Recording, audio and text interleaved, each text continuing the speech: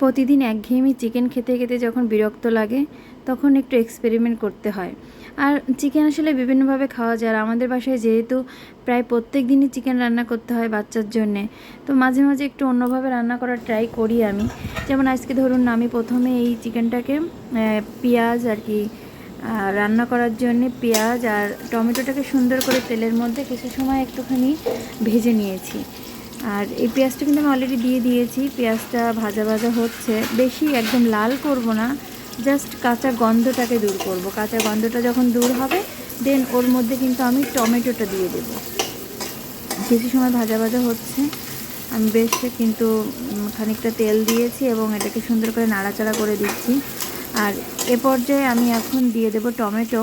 টমেটোটাকে দিয়েও কিন্তু আমি বেশ কিছু সময় নাড়াচাড়া করে নেব।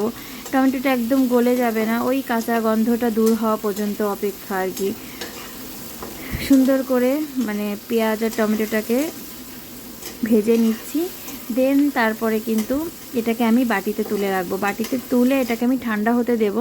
ঠান্ডা হয়ে গেলে তারপরে এটাকে আমি ব্লেন্ডার জারে দিয়ে ব্লেন্ড করে নেব।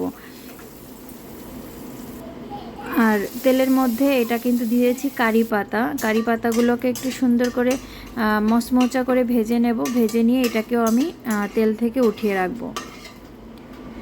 আর এদিকে হচ্ছে চিকেনটা ম্যারিনেট করতে দিয়েছি। চিকেনটা ম্যারিনেট করার জন্য আমি হচ্ছে একটা লেবু চিপে নিচ্ছি।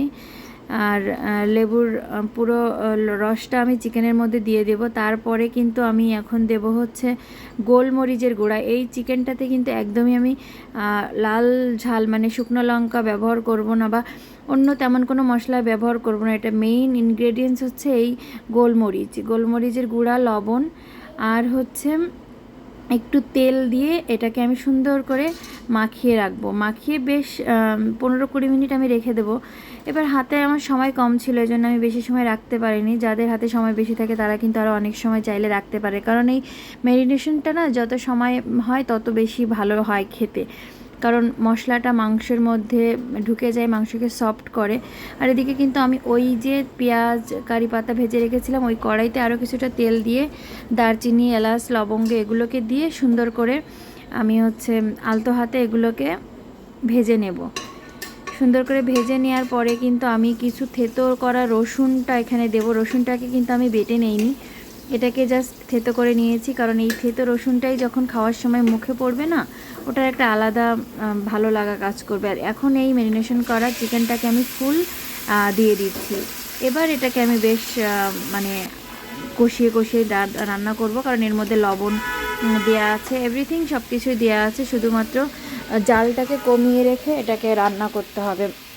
কিছু সময় ভাজার পরে কিন্তু আমি যে টমেটো আর পেঁয়াজের পেস্টটা করে রেখেছিলাম ওই পেস্টটা আমি হচ্ছে এখন দিয়ে দিচ্ছি।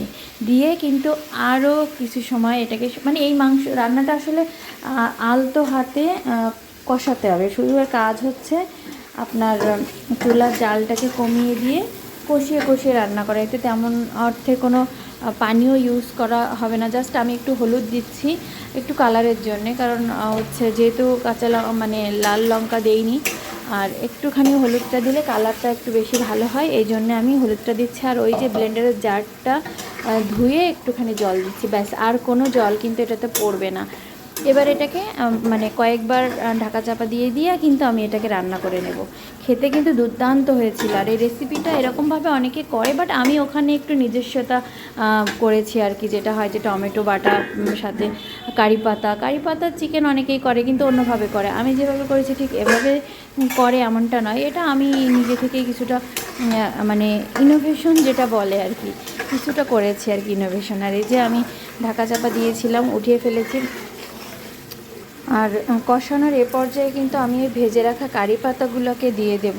কারি পাতাগুলো দিয়ে আরও কিছু সময় কিন্তু এটাকে মানে ঢাকা চাপা দিয়ে দিয়ে রান্না করব। কারি পাতার স্মেলটা কিন্তু সুন্দরভাবে চিকেনের মধ্যে ঢুকে যাবে। আর এখন দিয়েছি 4টা কাঁচা লঙ্কাগুলো কিন্তু আমি জাস্ট শুধুমাত্র উপর দিয়ে ছেড়ে দিয়েছি একটুখানি ফ্লেভারের জন্য, আর কিচ্ছু না। এবার এই দেখুন আমি সুন্দর করে বেশ কিছু সময় ধরে ধরে নাড়িয়ে চাড়িয়ে আবার ঢাকা চাপা দিয়ে দিয়ে কিন্তু আমি রান্নাটাকে কমপ্লিট করব।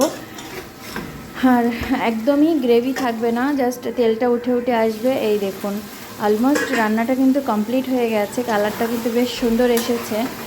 আর কিছু সময় আমি এটাকে নাড়াচাড়া করব। লাস্ট মোমেন্টে আবারও একটু গোলমরিচের গুঁড়া দিয়ে দিয়েছি।